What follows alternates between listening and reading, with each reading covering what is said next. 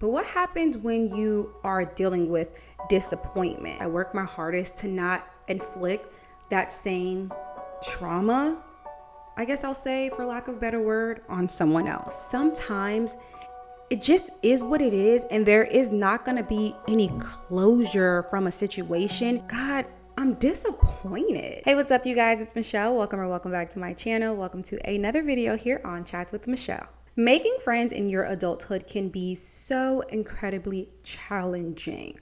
I admire those people who've had the same friends since their childhood. Come on, you know who I'm talking about. Those people who are like, oh my goodness, we had 8th grade together, or we're in homeschool in the 7th grade. Like, I admire those people so much. I wish I could say the same, but that quite literally just hasn't been my story.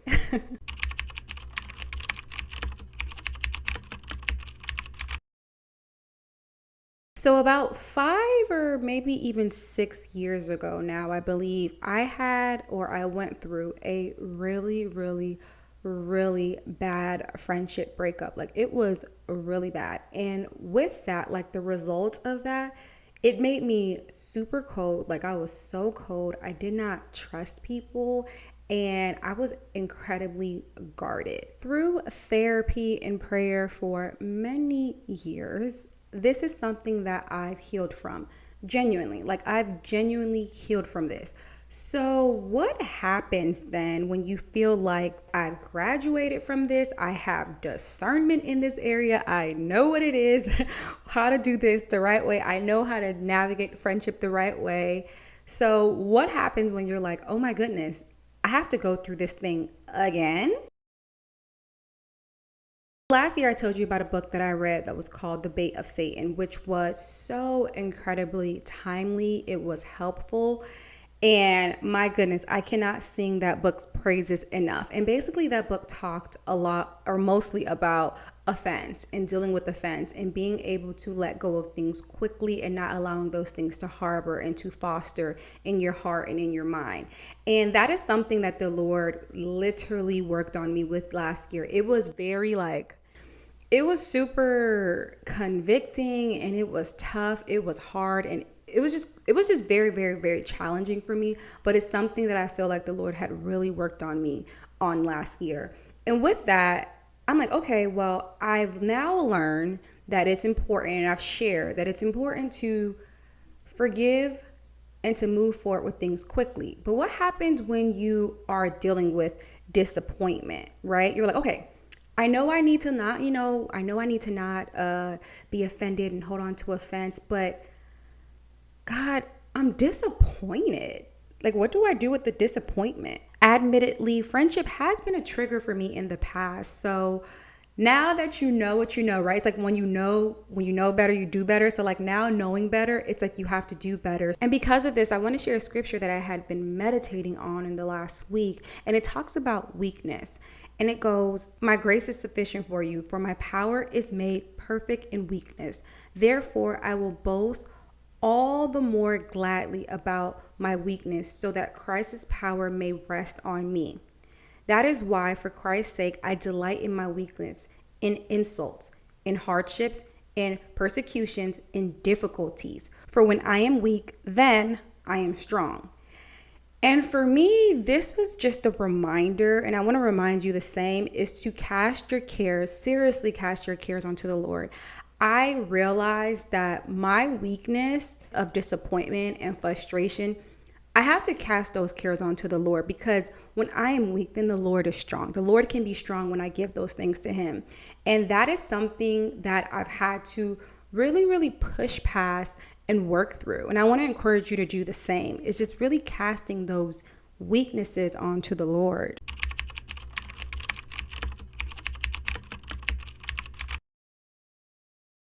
I can't remember where I've seen this, because I know I've seen it somewhere. So this isn't me. I can't remember if it was a book that I read. I know there's a book called The Peacemaker and things like that. But anyways, there is a difference between keeping the peace and making peace. And I want to be transparent in this area here, because ultimately we should strive to be peacemakers. But I will say transparently here that there are just some areas in my life where I quite literally am just keeping the peace.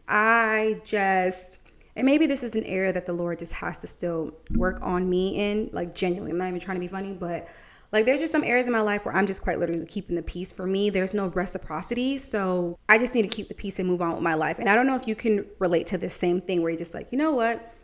I don't want no drama here in my life. I'm just trying to keep the peace. I need to keep the peace and move on.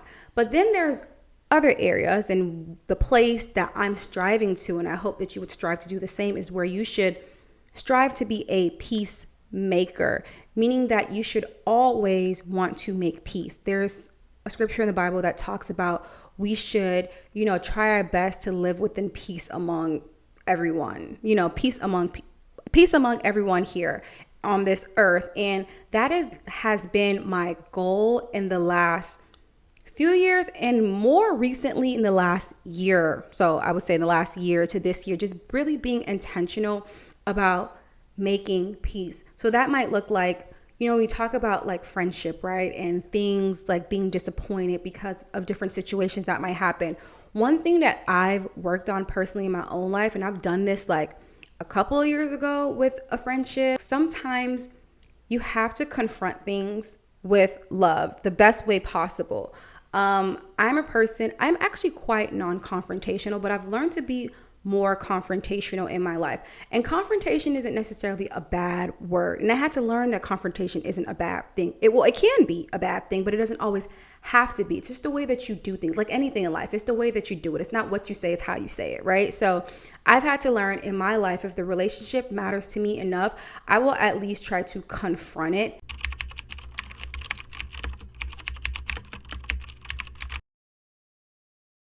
So there's this saying or a quote that says, go where you're celebrated and not where you're just tolerated. Now, truthfully, I don't know how biblical or whatever that is, but I do believe that there is some truth to that. Because, I was having a conversation with my therapist, and she was literally saying to me, she's like, you know what, Michelle, sometimes there's literally nothing that you can do. There's nothing you can do. It just is what it is. So it doesn't matter how many conversations you have, or like, your intuition. Talk about a woman's intuition, right? Where you're like, I just know something's off. Something is just different. I can tell. It's just like, it doesn't matter. Sometimes it just is what it is. And there is not going to be any closure from a situation. You just have to respect the situation for what it is right now and just move on. Literally, like, just move on. I don't know if you're like this, but I think sometimes many people could have the tendency to like feel like they just need to know why. Like, but why? And I feel like I've been like this, and I can get like this sometimes. And I think I've chucked it up to the fact that I am an empath. And I don't know if there's any empaths out there watching this and if you can relate to this, but like you just feel really deeply. And I feel really deeply for people. Like I remember I used to hate that about myself. I'm like, oh my gosh, like, like, why do I care so much? Like, it doesn't matter. Like I would like force myself to like not care. And I've now come to the place and space where it's like, I realize my empathy is actually a gift. It's nothing for me to like feel bad about or feel like I'm being, so sensitive, but also with it being a gift, you don't always need to know why. And you need to just be able to sometimes remove yourself from the situation. It's just like, okay, like this is just what it's gonna be. And I don't need to fix this. There doesn't need to be a solution. I just have to respect the situation for what it is and go on with my life. With moving on, that also means remembering to let go of offense, to not hold the grudge, to not be frustrated. And if that frustration or whatever does come up, just reminding yourself why you decided to move on. And you decided to move on because it's not worth the mental capacity, the frustration that comes with it. It's like, I'm moving on. And that's just, and the situation is just going to be what it's going to be, because it's like, it's just not worth it. When they talk about that saying about like, what is it? Like anger or holding on to like a grudge or anger is like drinking the poison and expecting someone else to die. Child, like people have probably like moved on with their life. They do not care. And it's like, girl, I'm gonna need you to move on too. I'm going to need you to move on, because it very may could be that what you thought, like the friendship you thought you had probably wasn't, that's just not what it was. And that's okay. This doesn't mean there's anything wrong with you. It just means that it just is what it is. It is what it is, and move on with your life, and that's okay. Like, it literally is okay.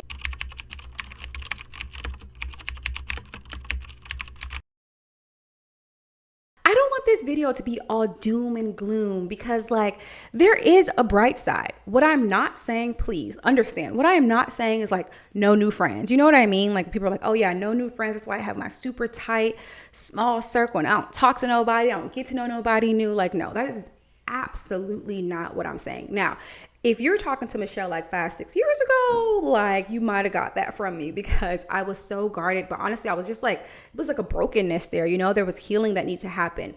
What I'm saying today and moving forward, and what I think is important, is that please do not miss out on beautiful opportunities to meet new people and make amazing friendships. In fact, I quite literally have the most beautiful friendship group. And it dawned on me last year. I was like, oh my goodness, Lord, this is what I was praying for. I have a group of ladies who I absolutely love and I trust and I can talk to and I could be vulnerable and I don't have to feel like, oh, I don't know. Like, are they gonna, I was about to say, is they, are they going to tell my business? Can I really trust them? Can I be vulnerable? I'm like, no, like, I can trust it and vice versa. They can trust me.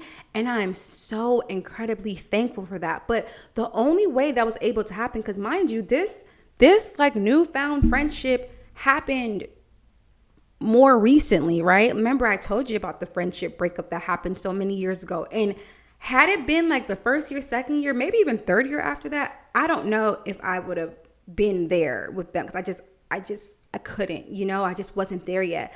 But over time and understanding that, listen, we are not meant to do life alone. Seriously, like, isolation is not a good thing. Do not isolate yourself.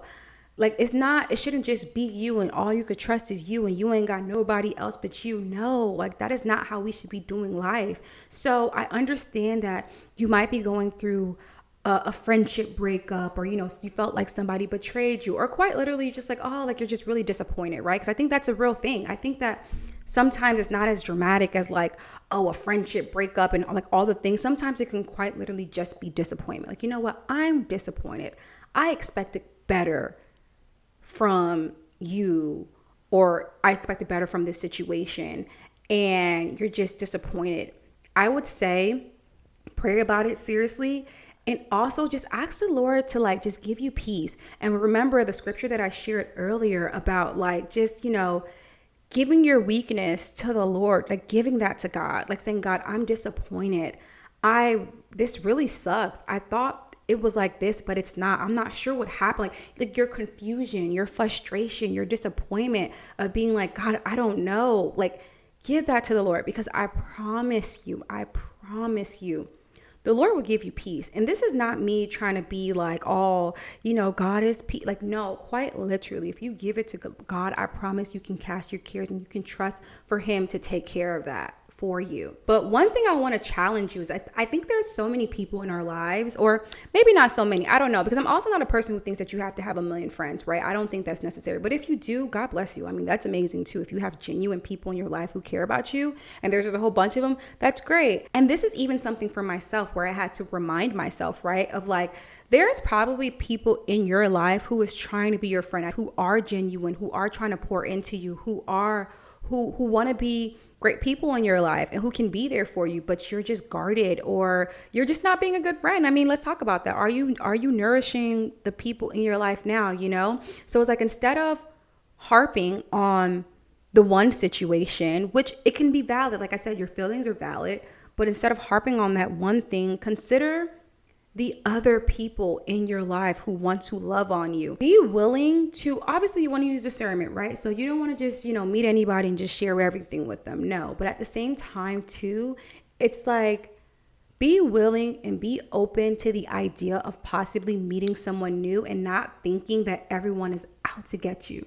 Because I can promise you, everyone is not out to get you. And if you come into situations with an open heart and an open mind, like, you will invite beautiful, beautiful, beautiful people into your life. And that's the lesson that I want you to learn here. It's like, don't let one friendship heartbreak or disappointment or whatever it is. Don't let one situation ruin it for everyone else, because my goodness, there's so many beautiful relationships and experiences to experience here on this earth while we have time to be here. So, and with that being said, thanks so much for watching today's video. Listen, if you found this video valuable, please consider sharing it with someone else who may also find this video valuable. And while you're at it, please be sure to like, comment, and subscribe, because listen, there's so much to chat about.